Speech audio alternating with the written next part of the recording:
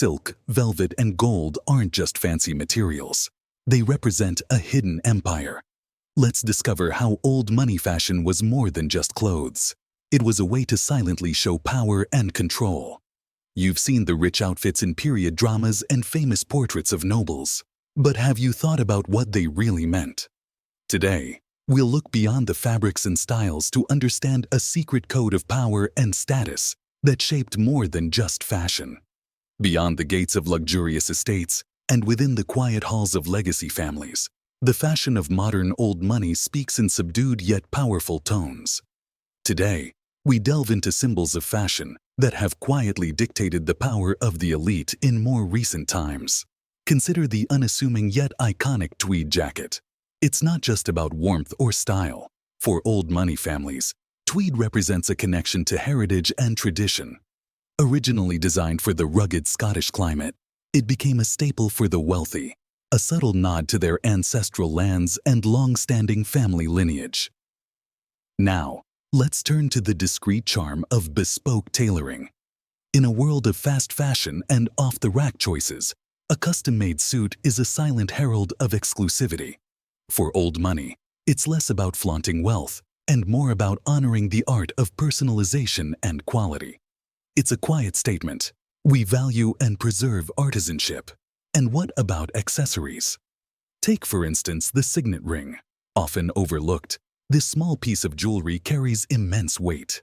Engraved with family crests and passed down through generations, these rings are more than adornments. They are a testament to heritage and a marker of identity that links the past to the present. In the realm of modern old money, even the choice of watch speaks volumes. Absent of flashy logos, these timepieces are about history and craftsmanship. Brands like Patek Philippe or Jaeger-LeCoultre, known more to connoisseurs than the general public, signify a deep appreciation of legacy over transient trends. This nuanced language of fashion reveals a fascinating truth about the modern old money elite. Here, power is not shouted but whispered. It's not about being seen. It's about being recognized by those who understand the subtle codes of a world where legacy, tradition, and quality speak louder than words.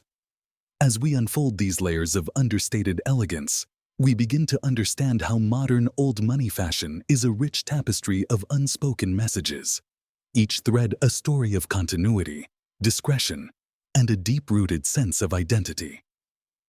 Now, let's take a walk through the subtle social cues embedded in old money fashion. For instance, the preference for classic over trendy. While the rest of the world chases the latest fashion trends, old money style is timeless. Wearing classic pieces that never go out of style, like a perfectly cut navy blazer or a simple but elegant pearl necklace, is a statement. It's a declaration of enduring value and an aversion to the fleeting whims of fashion. Another intriguing aspect is the art of understated luxury. It's not about the logo, but the quality. Old money fashion tends to shy away from ostentatious branding. The luxury is there, but it's in the quality of the material, the craftsmanship of the piece, and the fit. To the trained eye, these details are unmistakable markers of elite status. Then there's the fascinating tradition of hand-me-downs. In old money families, passing down clothing from generation to generation isn't just a sentimental practice, it's a social statement. A vintage Cartier watch or an heirloom Chanel suit carry stories of heritage and continuity, a visual testament to a family's lasting legacy. Moreover, consider the role of uniforms and formal wear at elite schools, gatherings, and exclusive clubs. The uniformity of attire, whether it's a blazer with a crest or a black tie ensemble, creates a sense of belonging and exclusivity. It's a visual cue that says you are part of this distinct circle, reinforcing the social fabric that binds the old money elite together. Wearing timeless pieces passed down through generations is not merely a nod to family heritage. It instills a sense of identity and belonging. This psychological bond with one's attire has profound implications. It's like donning a piece of history, a reminder of one's roots and responsibilities. The concept of power dressing also plays a significant role here. In business settings, Old money individuals often choose clothing that exudes authority and understated confidence. Think of a bespoke suit tailored to perfection. It's not just a style choice, but psychological armor. It influences how one is perceived and, importantly, how one perceives oneself. There is a certain poise and preparedness that comes with wearing attire crafted just for you. Furthermore, the avoidance of flashy trends by old money is not just a social statement, but a psychological strategy. It reflects a mindset of stability and longevity, contrasting with the ephemeral nature of fast fashion. This choice symbolizes a preference for the enduring over the transient, a mindset often translating to other aspects of life, such as investments, relationships, and values. The psychology of old money fashion also ties into the concept of inconspicuous consumption. While the rest of the world might equate luxury with loud labels and conspicuous branding, old money opts for subtlety. This discretion is as much a psychological stance as a fashion statement, a preference for being appreciated by the few who know rather than the many who see. In summary, the fashion choices of the old money elite are as much about mental and emotional identity as they are about social status. They shape perceptions, behaviors, and even life philosophies. As we dress ourselves, we express and perhaps even create the very essence of who we are and who we aspire to be.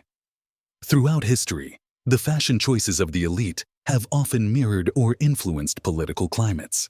Take, for example, the understated elegance of old money fashion during times of political unrest.